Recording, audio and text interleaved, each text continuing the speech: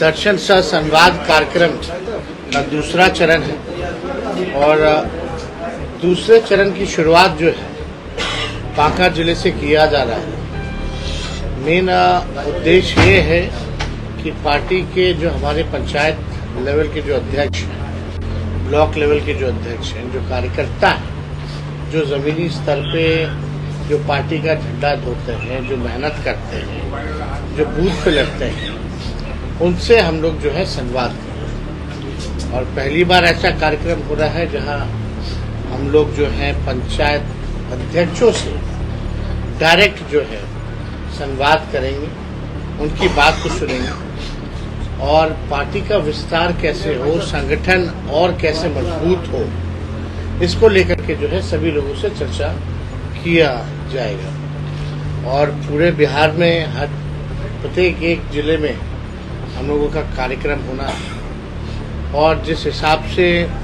बिहार में double engine की सरकार है, नकारात्मक सरकार है, सत्ता में बैठी हुई है लेकिन विपक्ष का काम कर रही है। सत्ता में बैठ के विपक्ष को गाली दिया जा रहा है, अपनी उपलब्धियों को नहीं गिनाया जा रहा। लगभग 10 महीना हो गया इस सरकार को और 10 महीने में एक भी उपलब्धि इस सरकार के पास नहीं है। जो महागठबंधन की सरकार ने 17 महीने में जो काम किया वो आज तक जो है इन लोगों से 19 सालों में, जब से एनडीए की सरकार बिहार में बनी है तब से इन लोगों ने काम नहीं किया। चाहे 5 लाख सरकारी नौकरी का हो, चाहे जाति आधारित गणना की हो, चाहे आरक्षण की सीमा को बढ़ाने की हो, चाहे 4.5 लाख नियोजित शिक्षक कर्मियों को सरकारी कर्मचारी का दर्जा देने की हो, जो स्वयं सहायता समूह है अब तक जो है इस 10 साल में वो प्रक्रियाधीन नौकरी भी नहीं दिया।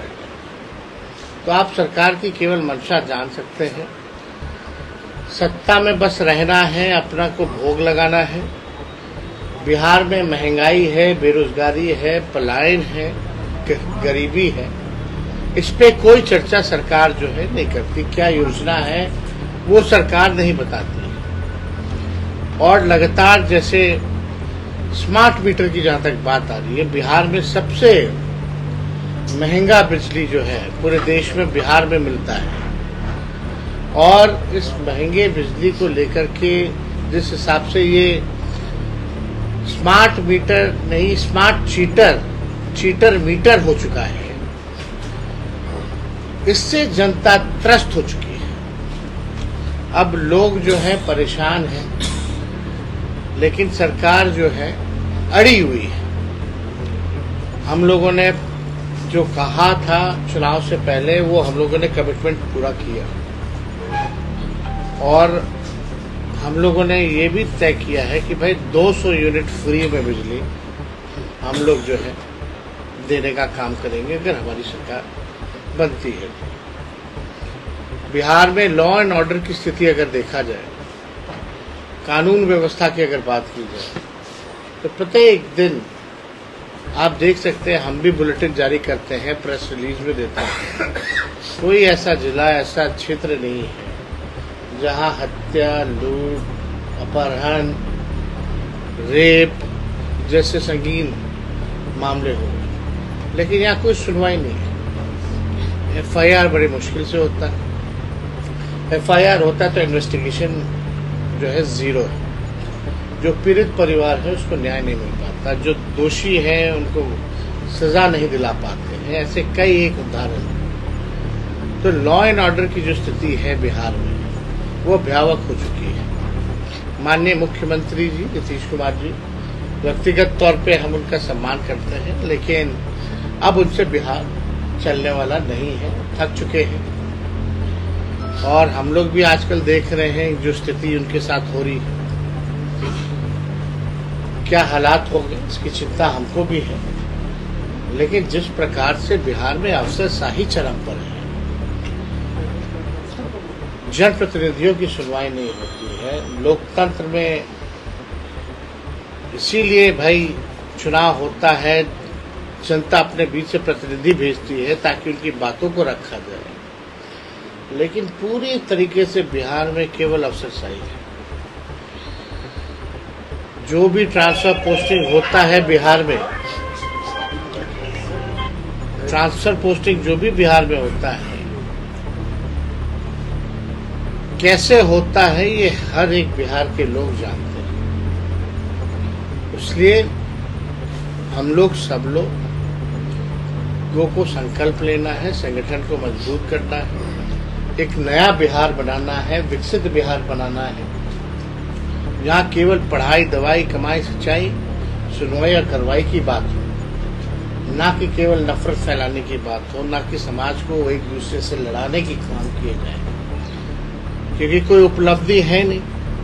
अब जब उपलब्धि ही नहीं है तो लोग चाहते हैं कि नफरत की राजनीति करके जो है चुनाव जीता जाए। हम लोगों का उद्देश्य है कि बिहार आगे बढ़े। डबल इंजन की सरकार कहा जाता है, बिहार को क्या मिला?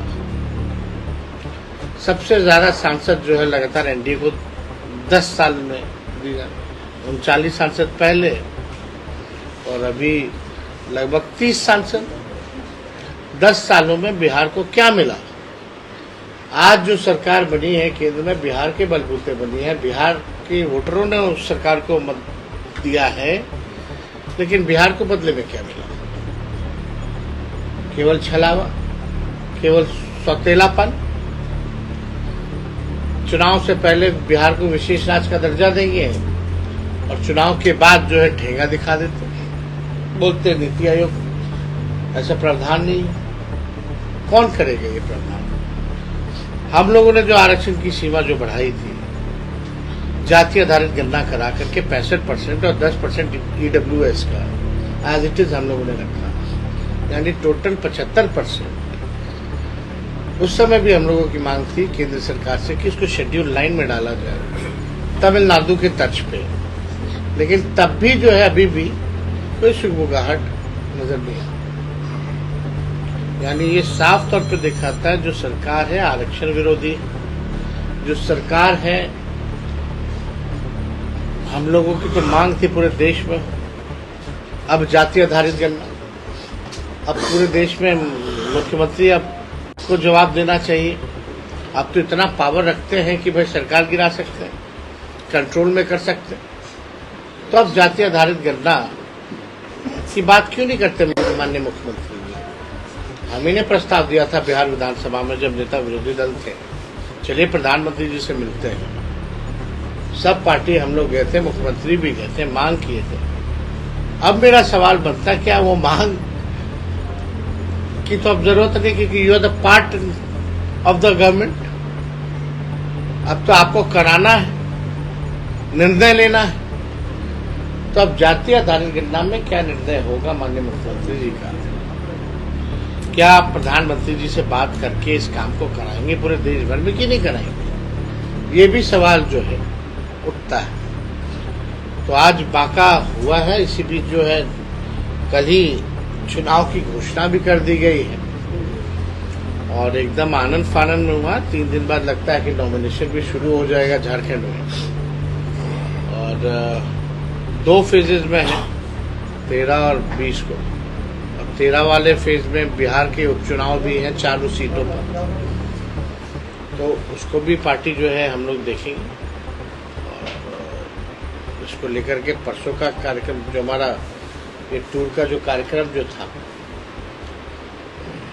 कल जमुई करेंगे। जमुई के बाद क्योंकि अब चुनाव अचानक से बीच में आ गया, तो हमको रांची दौरे पर भी जाना है, तो जमुई से ही हम रांची जो है जाएंगे। वहाँ हम लोग महागठबंधन इंडिया अलायंस जो है झारखंड में, पिछला चुनाव हम लोग मिलकर लड़े थे, इस बार भी हम लोग जो है मिलकर के लड़ेंगे। मिलके लड़के भाजपा को वहाँ परास्त करेंगे, एनडीए को परास्त करेंगे। तो और कोई सवाल अगर आप लोगों का है पूछ सकते हैं।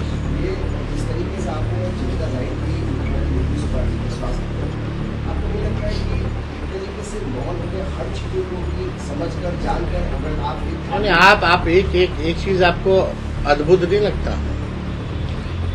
हजारों करोड़ की योजनाओं की शुरुआत होती है,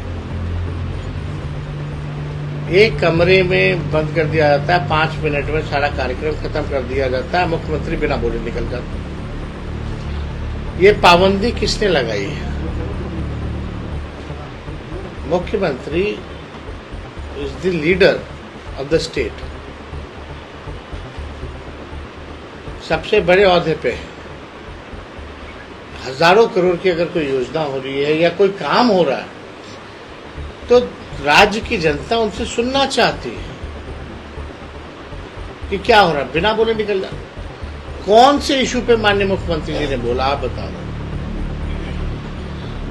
चाहे पार्लियामेंट में वक्फ बोर्ड का जो बिल लाया गया उस पे चुप्पी, लेटरल एंट्री पे चुप्पी, बिहार के विशेष राज्य के दर्जे को लेकर के चुप्पी, विशेष पैकेज को लेकर के चुप्पी। अभी जो बाढ़ आया, क्या विशेष पैकेज मिला आपको पता है? केंद्र सरकार से कुछ मिला क्या? लेकिन 7-8 में जब कोसी में बाढ़ आया था, लालू जी रेल मंत्री थे, उस समय सोनिया जी आए, मनमोहन सिंह आए। इस बार कौन प्रधानमंत्री आए क्या देखने? या कोई स्पेशल पैकेज दिया? उस समय 1000 करोड़ का पैकेज केवल 7-8 में केवल बाढ़ के फ्लड को लेकर के दिया गया था। पूरे रेलवे ने सहायता किया था, लेकिन बिहार को पूरी तरीके से ठगा गया है।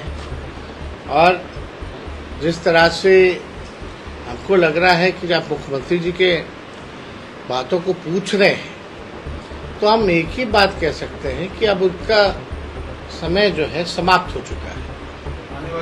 अब उनसे बिहार चलने वाला नहीं है, थक चुके हैं। आने वाले चुनाव में अगर मुकेश जी अप्रोच करते हैं नहीं, अब तो हम तो कह रहे हैं वक्त ही समाप्त हो गया। जब समाप्ति हो गया तो किसी को क्या अप्रोच करेंगे? क्या ये मान लिया जाए अब कि धार्मिक अगर यात्रा में कोई निकलता है इस गठबंधन में और नीतीश जी मौन है तो क्या? नहीं, आप गिरिराज सिंह जी को बोल रहे हैं ना, तो क्या केंद्र मंत्री हैं, मंत्रालय का काम तो है नहीं उनको, ना मिलता है वहां। तो भाई जो आरएसएस चाहती है वही लोग काम करते हैं। इन लोगों का कोई औचित्य तो है नहीं।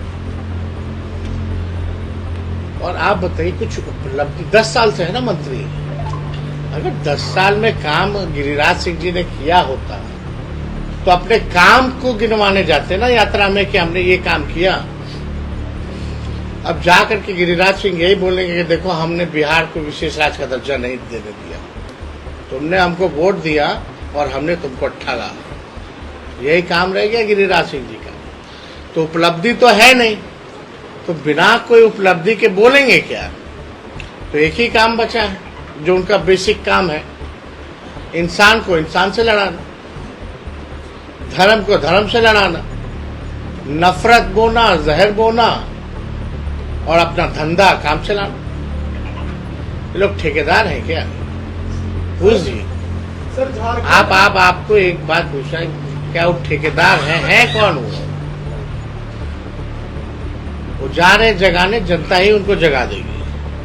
सर झारखंड में सर जदयू और भाजपा साथ लड़ने वाली है, इसे कितना चुनौतीपूर्ण मान रहे हैं?